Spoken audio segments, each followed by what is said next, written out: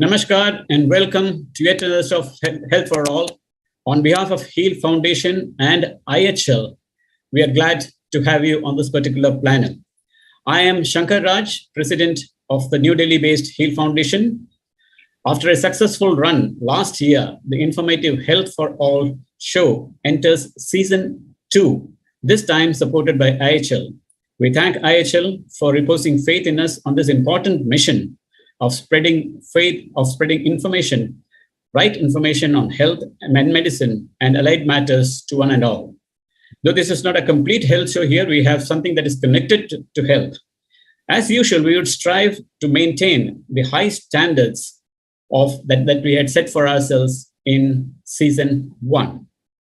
We have with us eminent panel. We have Dr. Rajiv Nath, who is the joint managing director of Hindustan Syringes and Medical Devices Limited, known for the disposable syringe Dispovan, which has become a national name across, which is today the most popular brand of syringe market in India and with over 60% market share. He's also the president of All India Syringes and Needles Manufacturers Association and founder and Forum Coordination Association of Indian Medical Device Industry, an umbrella association of Indian manufacturers of medical devices with over 350 members. Joining him would be Mr. Vishwas, the chairman of Ross Multi-Stake Multipurpose and Cooperative Society Limited, which works in the field of agriculture and allied industry. He's also the senior partner at V. Sahai Tripathi and Co. Chartered Accountants, and member governing body and chairman of the advisory board of Maheshwari Medical College. He's also the former chairman of BOD, United News of India or UNI, and of BRICS CCI. The other member is Mr. C.A. Saurav Srivastava, who is the co-founder and direct tax partner at VCore Advisors LLP, a tax consulting firm, and has more than 14 years of experience in the field of direct taxation. He represented a number of matters of income tax, including transfer pricing and international taxation of resident and non-resident clients before various income tax authorities. Last but not the least, we have Ms. Soumya Srivastava, an experienced chartered accountant with more than a decade experience. She is currently a senior partner in a CA firm. She is a certified member of the Indian Institute of Cooperative Affairs and also serves as an independent women director of the board of listed entity Mirza International Limited, commonly known as Red Tape. She is the youngest member on the panel of such a listed entity, and incidentally, she's also the youngest member in this particular panel. If I'm right, Ms. Soumya, I think you're the youngest in this team. Thank you so much, sir, for this. And it's always a compliment for a female to hear all these things. It's not a compliment. I think it is a fact that you're the youngest, of course. Now, this session is that till 9:15, I'll be having a question and answer with Dr. Rajiv Nath, and then he'll take over and go ahead with the panel discussion. Dr. Rajiv Nath, my first question is, what is the size of market and industry currently? The market in India is currently estimated to be about $12 billion. That's about close to about, I would say, 10,000 crore rupees. We've got the industry, which is around 10,000 crore rupees, and the market, of course, is much more. It is close to about 60 to 70,000 crore rupees. Just to clarify for our viewers, when you say market size, it's about the medical device industry? Yes, that's the medical device industry at the retail and the institutional level. Yeah. Now, keeping all this in view, what is your vision for 2030? 2030, our vision is that India should become one of the top 5 manufacturing hubs for medical devices. And we also hope that we would be having regulations which would be facilitative and helping manufacturers, be it the requirements for patient safety and consumer concerns, at the same time not holding back access to affordable and innovative medical devices. Can you throw more light on the import and export data? India is currently importing 63,000 crore rupees of medical devices. That's a steep increase of 41% over the previous year of 45,000 crore rupees. On the exports front, we are exporting around 29,000 crore rupees. And that's a healthy growth over the previous year of 24,000 crore rupees. India is currently 80% import dependent on medical devices, unfortunately. Why is that so? Well, we are import dependent because for quite some time, the government has had this short-sighted policy in certain fields that if the custom duties will be increased, affordable access to medical device will not be there. So medical devices, the duties were reduced to 0%, 5%, or maximum 7.5%. And when duties were reduced so much, even the existing manufacturers became importers, traders. They also prefer to import from China, Taiwan, Thailand, Malaysia, label the products with their own brand name. And that's how we became import dependent. If India is the largest manufacturer for surgical gloves in the world, we're also the largest importers for examination gloves in the world. Having been the fourth largest latex producer in the world, not a single surgical glove maker makes examination gloves. All of them import from Malaysia or Thailand and package and sell in their brand name. So we're killing Make in India with such low import duties. So what's the solution, Dr. Nath? The duties in mobile phones were increased to 15%, then 20%, same thing for consumer electronics. Until a few years back, not even a flash drive was being made in the country. No televisions were being made in the country. Toys had been stopped making in the country. So you do need to have at least a nominal custom duty or a tariff structure which allows manufacturing to take place. The government has realized there's a 15% disability in terms of manufacturing competitiveness, and that 15% disability needs to be addressed. Now, you can't do it by subsidies. So you have to have a nominal protection. And we have seen last year, the imports from China went up by a steep 48%. 48% increase in import from China. And what are we importing? Even simple things like syringes, needles, thermometers, hot water bottles, pads. Can't these be made in the country? Of course, they can be made. When COVID came, India showed that we can make even ventilators in the country in a few months' time. So we have the engineering prowess, but we need to have a supporting structure. And similarly with the law, if medical devices be regulated as pharmaceuticals and drugs and not be treated separately, like the Food Safety Act is there for food, we need to have a separate act for medical devices, which is decriminalized. Otherwise, people will be afraid to come into making these kind of products. But all this goes against the government stand of Atmanirbhar, where its focus is on producing in India. And what are the further steps that the industry seeks to make India really Atmanirbhar? So this is where we need to have a very clear-cut policy from the government. The policy has been making for the last 6 years now. There's strong import lobby groups which will not allow the import policy to come forward, which can give a clear direction to the Finance Ministry and Revenue Ministry to create a predictable tariff structure. So when something is made, the custom duty is over there to protect the investment. Same thing to protect the consumers. The MRP is going to be capped over the import landed price, and not currently like it did many cases now. The MRP can be 10 or 20 times the import landed price. So a 200 rupee item coming in is being sold to the consumers at 2,000 to 4,000 rupees. This is completely misleading. So if the MRP is capped at a nominal value, consumers will gain from that. Duties don't help consumers. A proper strategy of MRP capping and tariff management, including management of the trade margins from the import landed price, is going to help the consumers. Now, how can in India, how can this sector become globally competitive? To become globally competitive, we need to be having, of course, a large manufacturing base and focus on quality and technology.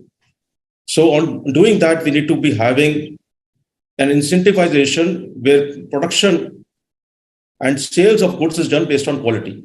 Currently, the government procures on an L1 lowest price basis.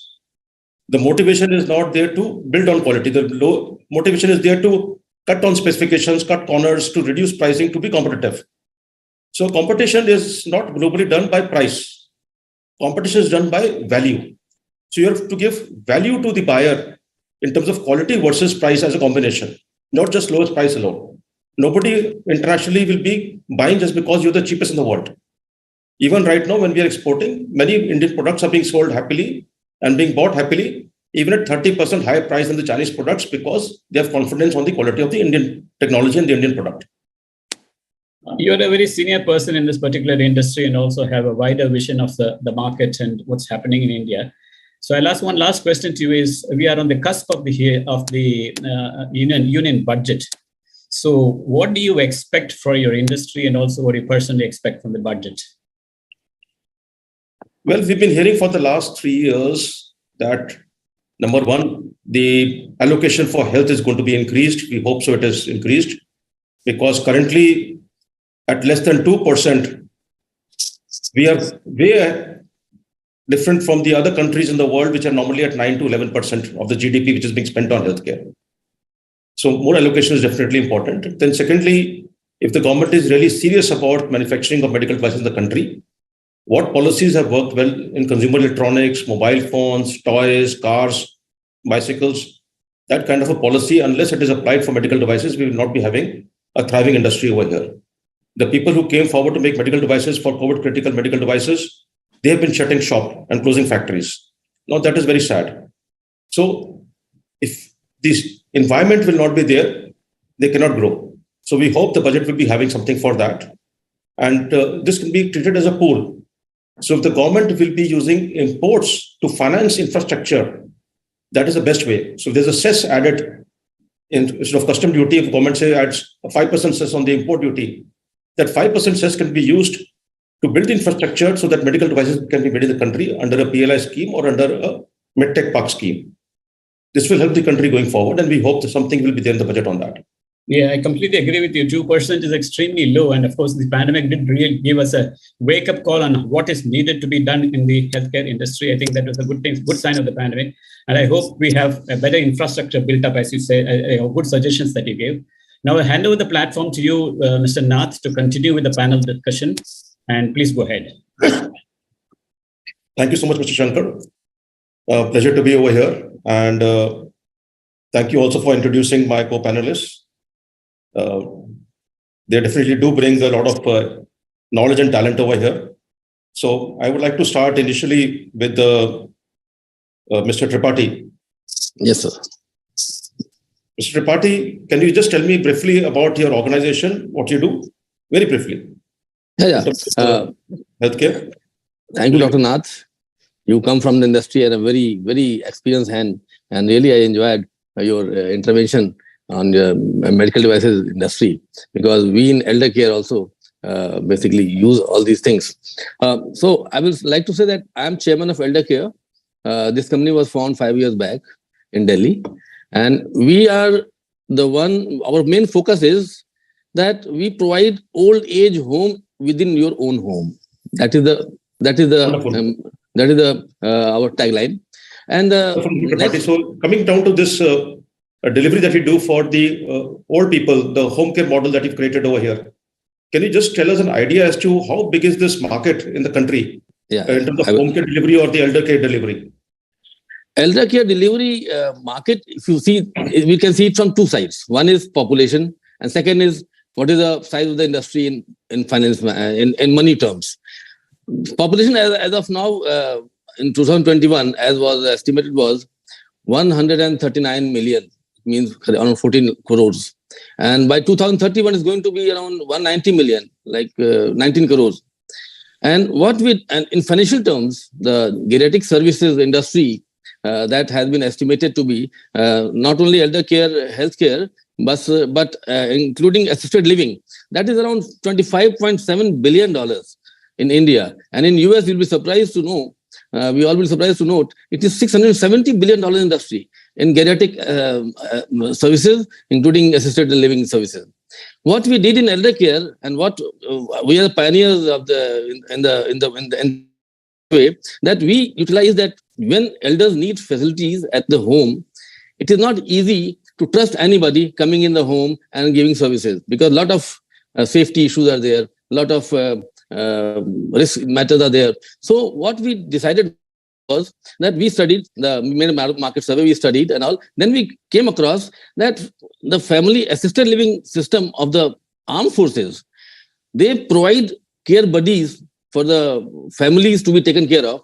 And we replicated that and utilizing the services of veterans from Army, from Navy, from Air Force as a care buddy. And when they are the one who monitor the services to the elders and all these things, and it gives a lot of confidence to the elders also and the service takers also that we are into safe hands. So this is a model we started in 2017, and it is going very well. Thank you, Mr. Tripathi. You're doing a great service for the country and especially for our seniors. So now, like you, there must be other organizations in the country. Which are the top 5 organizations like you in the country, and they're located in which zones and cities? Basically, this is the elder care market ecosystem is very fragmented. It is not a very, I will say that it is not at all very formalized system. However, there are many organizations who are doing different kind of services. Like we are giving home care services. In the hospitals also we are giving services for the health of the elders. At the same time, what elder care is supposed to be in the past, that it is only old age home. So if you combine these two together, so there is Max is there, Antara is there, Ashiana is there, elder care is there, Imoha elder care is there, senior care is there. So there are so many companies and huge businesses with the unorganized sector also, which is a cause for worry also. And coming to you, Ms. Soumya, can you just give me an idea as to what is the size of the healthcare industry in the country, both in public sector and in private sector? Thank you, everyone, for having me here. And as per the current stats, the healthcare industry, which comprises under the umbrella of hospital, diagnostics, pharmacies, your telemedicine, and insurance players, we have an expected, as per stats, if we go compounded annual growth rate of 22% is being expected. And then, of course, the whole healthcare industry, which is we are having an high growth of to 638 billion around in 2025. And of course, it's a accelerating thing on the platform. And we all know, as per the demographic conditions of a country, private sector predominantly plays a dominant role in the industry. And around more than like 70% of the hospital's cares, and it's owned by the private sector. So of course, we are having a great market growth rate in the same. And further, it's being accelerated by entering new health markets. We are having new investments and education startups. So the growth rate is further being expected to grow more in this area. Good, thank you. And is this growth which is coming in, the investments coming in, is it adequate for the country's need, or do you think we need to accelerate that? Yes, of course, we need to accelerate because, as you already mentioned, the GDP spent stands nowhere as compared to the developed nations. We are, and an ideal situation which is being debated from since long was at least to 3%. But yes, this has not happened. So, from the government reforms perspective, it is so important, and further to boost up the infrastructure and the technological development and other allied areas, there has to be a great impetus to the industry to serve to the growing population. So, coming to you, Mr. Saurabh, healthcare, of course, needs to grow, it needs to be financed. And sometimes the financing mechanism can be self-generating. Like I mentioned earlier, you can use custom duties on imports to drive investments and growth in the sector for medical device manufacturing. So similarly for healthcare, currently the GST is 0% on healthcare. Would application of GST be beneficial to the industry and to the consumers? So thank you, Rajivji, for having me here in the discussion. So as far as levy of GST is concerned on the health sector, I personally believe that there should not be any levy of GST. To provide the treatment to the patient at uh, affordable prices.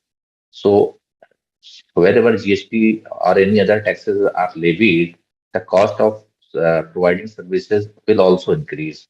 So currently, we have seen that recently 5% GST have been imposed on the room tariff where it exceeds the specified limit. So in that case, what happens that it has additional burden on the patient who are admitted because because hospitals are not getting the inputs of the GST paid on supply. Similarly, there is one area where in more hospitals and these institutions procure services of uh, this disposal of this disposal of medical waste. There is specific GST on that. They are purchasing surgical gloves, etc. There are GST. So levy of GST on these products increases the cost. So we need to we can say that there should be a minimum GST or zero GST on these products so that the cost of treatment can be reduced and adequate benefits can be passed on to the patients and the consumers. Mr. Saurabh, you are a chartered accountant, so I wanted to have more clarity on that. When GST came for every consumer good, it was there to drive manufacturing and to reduce costs, to avoid multiple taxes being added to a product, so consumers end up paying more. The whole purpose of GST was that whatever you have paid in building or making the product, you could adjust that from the sales price and the GST on the sales. So when you have no GST being charged, then actually consumers end up paying more. So even now, Nat Health as an organization is now seeking a nominal GST of 5% because what they are paying on their machinery, on medical devices, on their equipment, or on their inputs, even the capital expenditure on making a hospital, you pay GST on that. That is now GST is being accumulated, which you cannot write off. So when you have zero GST or no GST, then that's basically in a way it's an income on which you're being taxed. Am I right? So if you have a nominal GST like 5%, you may not end up charging more to the patient. You can actually reduce your price by 5%, then charge 5% GST. So at least the GST that you've paid on your inputs will be consumed.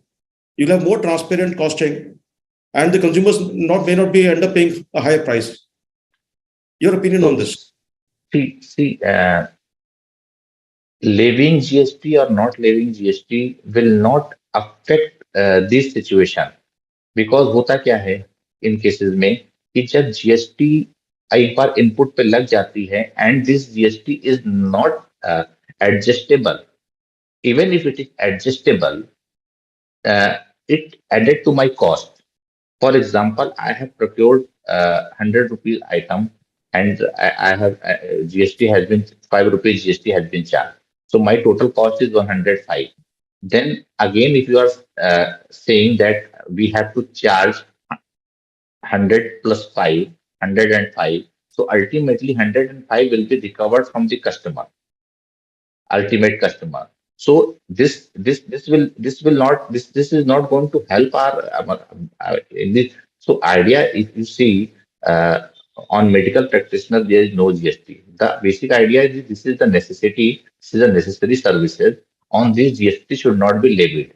Similarly, my opinion, my view is this that the inputs you are talking about the inputs that hospitals are being charged on the supplies GST and they are not able to use it because accumulating and it is increasing the cost of the service. So my idea is that on those services which are those services are product which are meant to be used in this in providing these medical services should be out of the ambit of GST. No, there should be not any GST on that. In that manner, we can reduce the cost of treatment and cost of service to ultimate customer, consumer. Mr. Tripathi, Yeah. recently there was an announcement that GST on online services and services like yours would be at 18% GST. Your comments on that? Yeah. As of now, for clinical care services, there is no GST. If it is the services are being provided by the clinical establishments, there is a definition of that, and only organized sector can do that. However, if any subscription is charged and all these things is charged, any other like the devices we discussed, the devices are given to the elders and all. GST is on that 18%. On subscription, the proposal is as of now to charge 18%. So all these things are making the cost of the elder care services higher. So my take is that, as Saurabh has already rightly said, I come from I basically address elder care industry. For elder care industry and elderly people, I think the services and all, whatever we give, GST should either be abolished or it should be nominal. This is my take. So what would be nominal for you? 5%, 12%? 5% minimum. Not more. Okay. Not more. Thank you. And if it can be zero, that is the best. But I think government has got its own limitations and all these things that we understand. They have to spend for so many welfare activities also.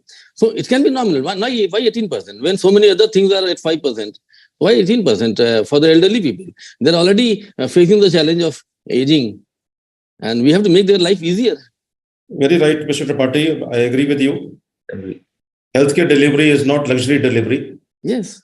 So 18% should be for luxury goods and should not be charged to patients, especially elderly people, for services being provided. Right. Now, in terms of provision of manpower and services to the elderly, what kind of pool is available in terms of trained pool and dependable pool? Just mentioned about risk, security, and this buddy thing.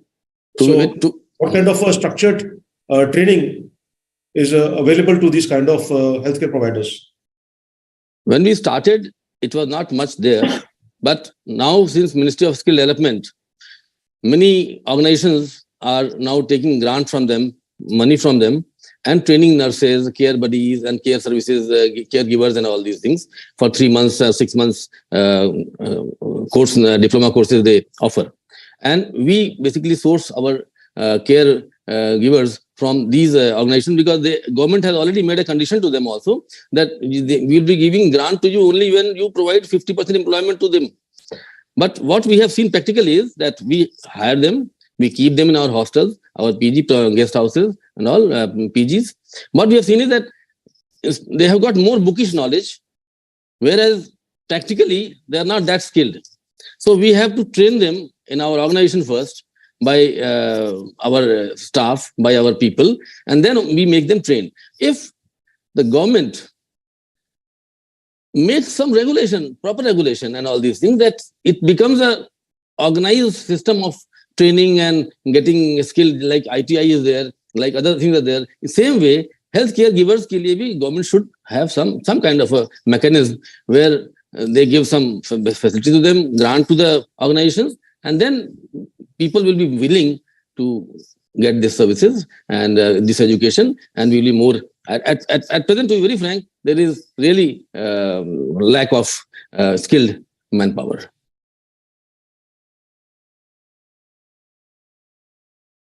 Many organizations have come forward to provide vocational training and these kind of skills, irrespective whether the government does it or not. Many private bodies are doing that in many fields.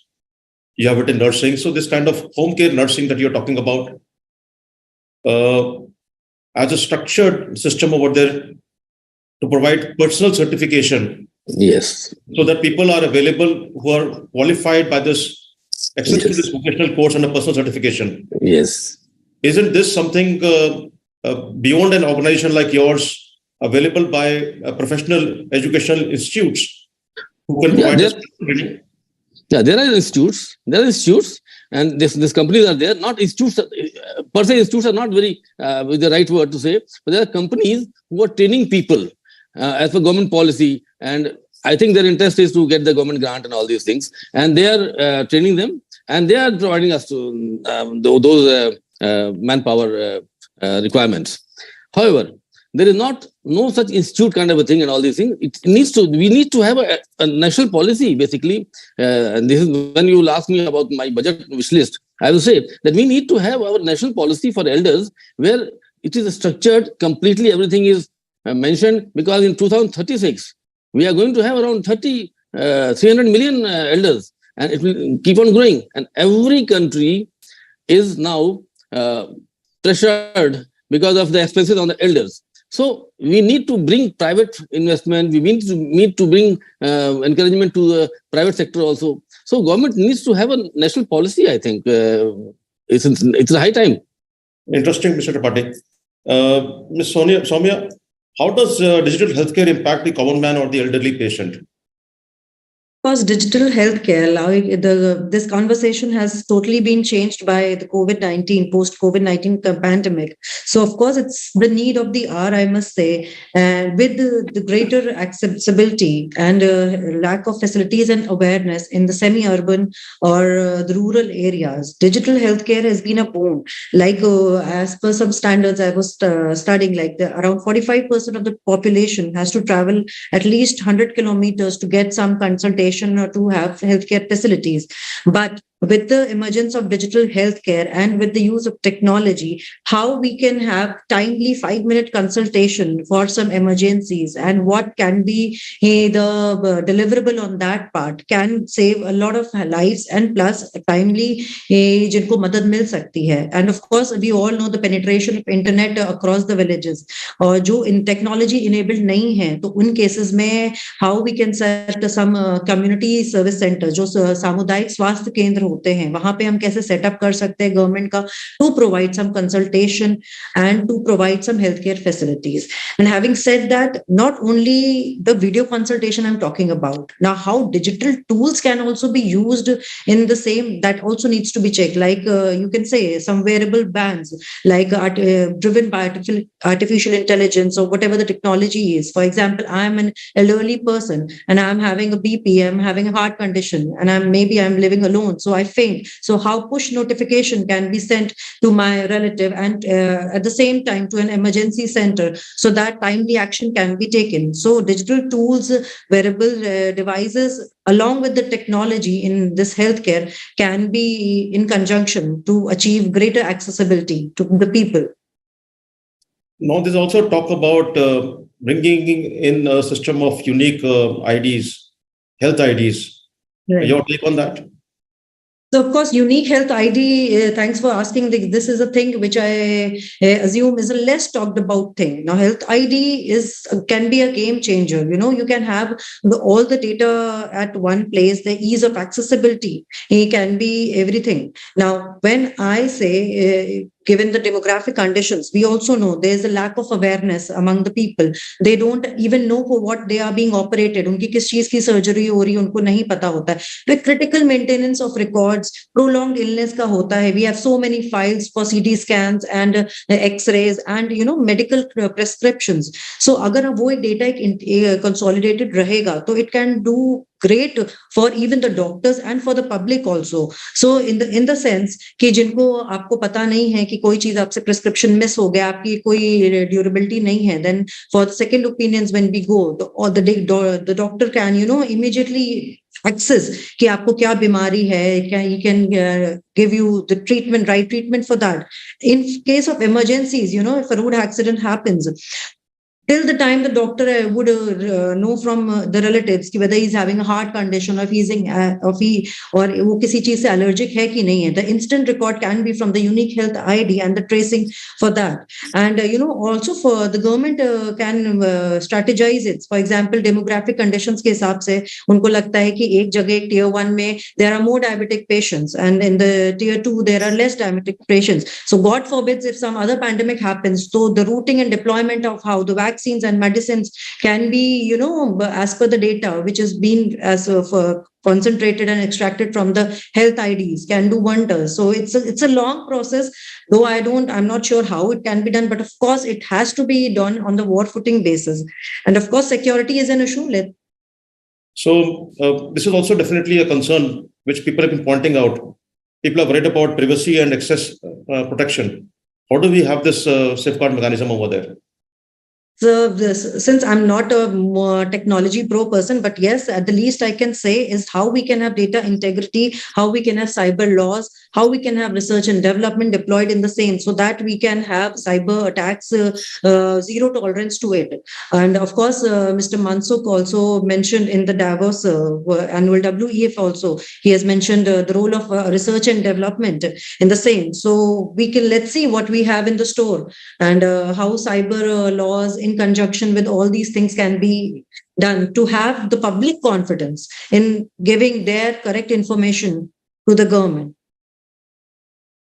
Mr. Saurabh, in terms of wide affordable access, the government came out with a Ayushman Bharat scheme, but that is only covering the people below the poverty line. So in terms of wider access, insurance has always been talked about. How can more people be covered under insurance, whether private or government insurance? So to cover more people in the insurance, uh, we have two types of policies. One is policies are available in private sector, and another is in government, which is Ayushman Bharat, which you talked about. So as far as Ayushman Bharat is concerned, so the coverage, the target is to cover 50 crores people in that policy. Yes, of course, that is for the poor people and vulnerable people, but and there is a coverage of 5 lakhs. So that is a good move. So only area of concern in that is the awareness. So government should make policies. We have in place policies on PPP model to make awareness of this policy so that the maximum person can be covered. Number one. As far as the person who is below the who is above the poverty limit, we can talk about the uh, middle class person. So for that, we have either government should introduce some policy for them at a concessional rate by granting some subsidy on that. Number one. Number two, there we have recently seen that on insurance policy there is a GST of 18%. So again, this additional cost of GST is increasing the cost of policy. So one need to see that reducing the rate of GST may make the policy affordable. In that manner, many people may come to at least अगर आज 5,000 रुपए की policy पड़ रही है and people is able to afford 4,000 and because of 1,000 is the tax. If you calculate 18% on 4,000, it approximately comes to 800 rupees. So it will be around 4,000 rupees cost. So this is the area which government may think of कि अगर आप GST को कम कर दें तो maximum people क्या कुछ affordability हो सकती है. Then again there is one more area कि हमारे पास अभी जो पॉलिसीज हैं private sector they are not uniform. So और यूनिफॉर्म ना होने की वजह से प्राइसेस वेरी करते हैं. तो एक जनरल पर्सन जो है वो काफी कंफ्यूज रहता है इन टर्म्स ऑफ पॉलिसी कि आज मैं पॉलिसी तो ले लूंगा, पता नहीं ये कवर होगा या वो कवर नहीं होगा. There are long list of terms and condition associated with the policy. So there should be a standard list कि ये कवरेज है, ये कवरेज नहीं है. So there is a need of uniform policy for all in private sector. Soumya ji, how do we compare with the other countries in Asia in terms of access to insurance? Of course, though India has a great population and we want to be a global market player in among the top 5, but yes, sadly, the condition is not as far with the other Asian countries. If you compare to China and Thailand and Malaysia, they are having more penetration in respect to this insurance market. But we as Indians, I guess if we if I talk about, especially about medical insurance, very insignificant population of India is covered under this. So, of course, there's need, is mentioned rightly by Mr. Saurabh, for public health awareness schemes and how penetration can be done by involving more health players in the same, by preventive healthcare schemes. And of lately, we have seen that the mindset of the people have also, changed post COVID also, and with the growing middle class, with the added burden of diseases, and plus the shifting mindset of the people. Now we can say, as compared to the earlier years, we are shifting our gear, and even the public, that yes, we are switching more to having some insurance policies. But of course, the self-awareness is the key, and government schemes that needs to be done. And therefore, I would really want that India should be, at par or close to at par with more our ancient, our Asian countries. So, of course, no, it is not the situation right now, but yes, it will be. Saurabhji, what kind of tax breaks can be considered in the budget for driving this? So, for driving this healthcare sector, right? So basically, we have seen that R&D is the backbone of healthcare. So more budget allocation should be there on the this research and development program. Number one. Number two, currently जो tax breakup है, incentive है, there used to be allowability of 200% of the expenditure incurred on research and development before 2016. But this has been reduced to 115%. So my expectation is to again increase this, because after this COVID era, there is a lot of research program is going on in the pharmaceutical companies. So this again should be increased to 200%. Number one. Number two, we have some tax breaks with regard to establishment of hospitals. In there is a section 80IB, where tax incentives have been provided, but those tax incentives were provided based on number of beds. So my suggestion is कि कुछ ऐसा tax incentive होना चाहिए, especially for tier 2 and tier 3 cities के लिए, which should be linked with number of beds as well as some facilities. What facilities they are providing? What are the technologies they have? Because आज भी क्या होता है कि छोटे शहर में केवल आपको बेसिक आप जाएंगे, आपको नॉर्मल मेडिसिन दे करके सब कुछ हो जाता है. So what kind of services they are providing, that is also, so government should devise tax exemption in such manner that see, you will be provided tax holiday for 10 to 15 days subject to establishment of these facilities, some standard facilities. And the same applies for the some similar tax incentive I am expecting for device manufacturing. Mr. Tripathi, what are your expectations of the budget? So to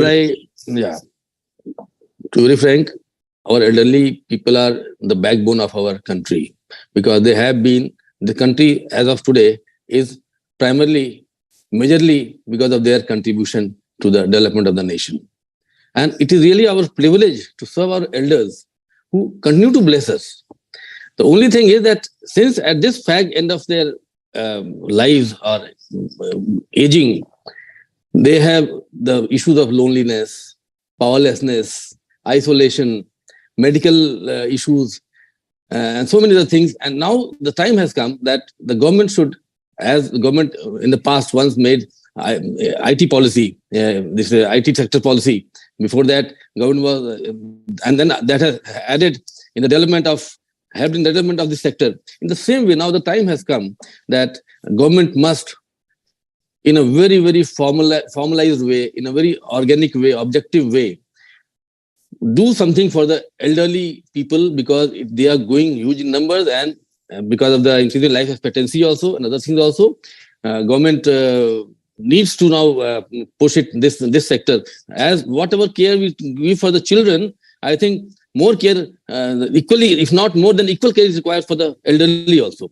So I will be touching about broad wish list of mine. One is that, as I said, there needs to be a national policy of elders. There can be one national portal. There can be some rules and regulations that elders are not taken for a ride for the services and for the medical things and other things. So there has to be checks and balances in the national policy. Number two, the thing comes that elders are not only in urban areas, they are in villages also. As Saurabh said, tier 2, tier 3 cities, towns also, villages also. So it's not that everybody is economically independent and everything we have only got for below poverty line thing. And that also needs to be, no government can provide the complete setup of services. So, but government must create an environment. Number two, I would like that for the financing of this sector, government must create a conducive environment, whereas private sector also takes part in this, and private sector gets investments, and they can give services to the people in affordable prices. Number three, there has to be in villages and towns and other public-private partnerships.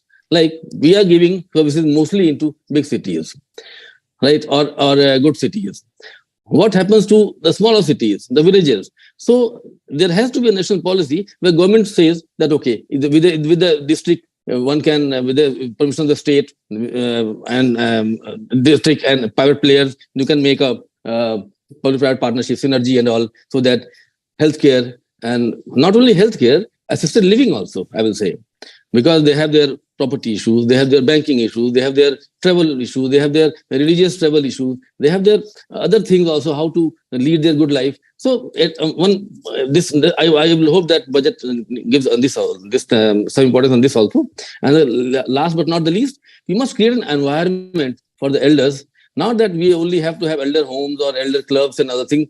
Elders have to mix with the younger one also, because that only keeps them young and healthy and all. Not that you mix elders with elders only all the time. So there has to be some kind of ecosystem in this budget where you, because elders have the real problem is that they don't have people to share the new things, other things, because they are only sitting with elders. I will say there has to be some conducive environment where people, younger people like 40s, 30s, 20s, 50s, government push some focus, some kind of incentive to those organizations who help elders getting all these things. And I always say life mantra that we all have to follow, and government alone cannot do anything. Society also has to support the government, that there's only one religion, that is religion of love. There's only one language, that is the language of the heart. There's only one law, that is law of the karma. There's only one caste, that's caste of the humanity. And there's only one God who's omnipresent. If we all support the government, support the society, we all think like that, I think our elders will age gracefully and continue to bless us. Thank you, Mr. Tripathi. Very, very noble thoughts. And I hope your budget list does come through. Ms. Soumya, what is your expectation for the budget and what's your wish list?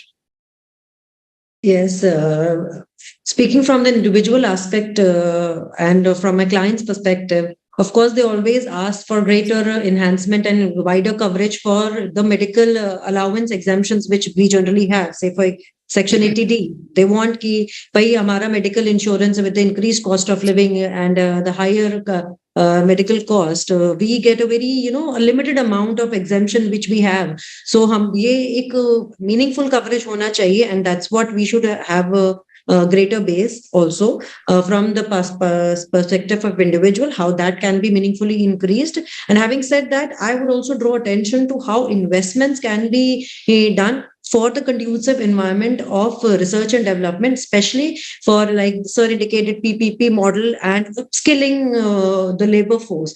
उसके एक ऐसे not only allocation but mindful spending कि एक skilled labor force हमारे इसमें बहुत ज़रूरत है, and what budget has in store, because then the vision can be global manpower skilling to stop the brain drain of doctors and nurses. So of course, what the government has in store for them, for the investments in all these areas, because scaling is actually very needed. And plus, after that, how we can have a more conducive environments, ease of doing business, so that more and more players can be there. And medical value travel is also one of the thing I would like to draw attention to, which is also very great, can be a great area, wellness tourism. So how government have subsidies and incentives for the global visitors to our country. Thank you, Soumya. Mr. Saurabh, let's hear your wish list and your expectations for the budget. So as we talk about the wish list is something which is never ending thing. So I will just focus on Top some three. key things. Key things. So सबसे पहली चीज तो है कि जैसा I have already discuss कि आप tax incentives दीजिए to build up infrastructure in tier 2 and tier 3 cities and a smaller town, obviously. So number one. Number two, we always talk about कि लाइफ सेविंग मेडिसिन जो होती हैं उसकी availability and affordability एक challenge है. उसके लिए there is a capping of MRP. ठीक है. सो जो लेबलिंग ऑफ एमआरपी है उसका स्ट्रक्चर क्या है, whether it is being closely reviewed और not. So strict law should be in place to take care of the norms which is to be followed. And this is generally we have seen that this MRP labeling of MRP is always on higher side. It is not on the, it should be on downside, not on higher side, because this is the necessity. Medicines are a necessity. Number two, with regard to life-saving medicines, the government should make some,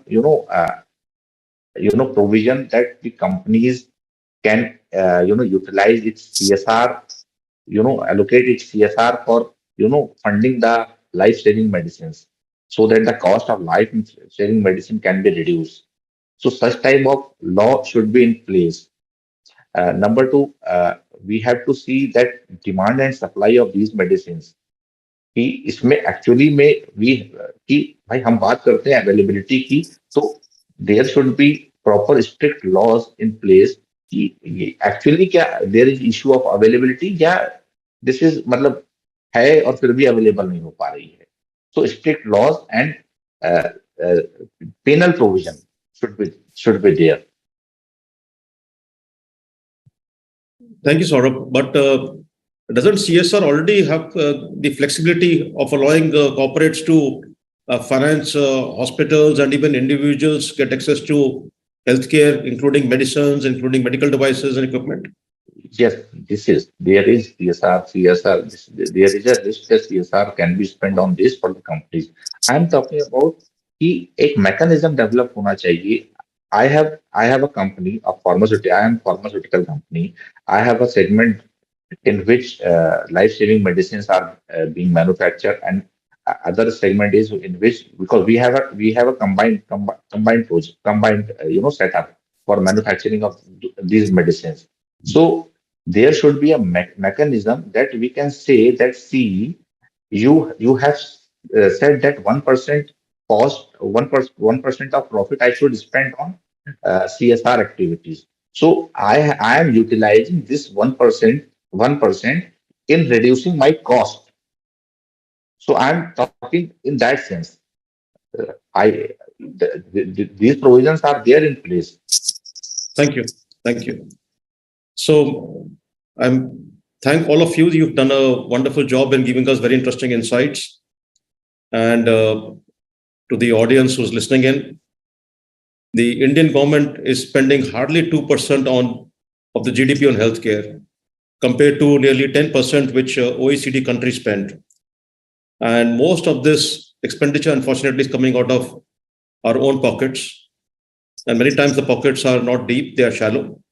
And this affects people's access to healthcare.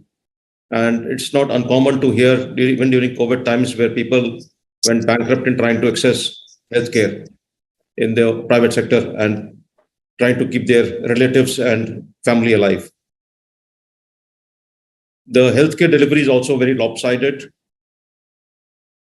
urban residents, which are 28% of India's population, have access to two-thirds of hospital beds, while the remaining 72% of the population, which is in the rural area, have access to only one-third of the hospital beds.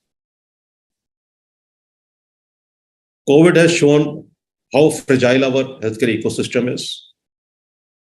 The country had to go into lockdown so that medical devices could be made, so healthcare facilities could be shored up. And when the lockdown would be opened up in a phased manner, the healthcare infrastructure and the availability of the medical devices or equipment would be able to address the needs of the public. The whole focus of the country in those 2 months, March and April and May of 2020, got the complete focus on the sector over there and the importance of the sector. Now we're going back to normal times.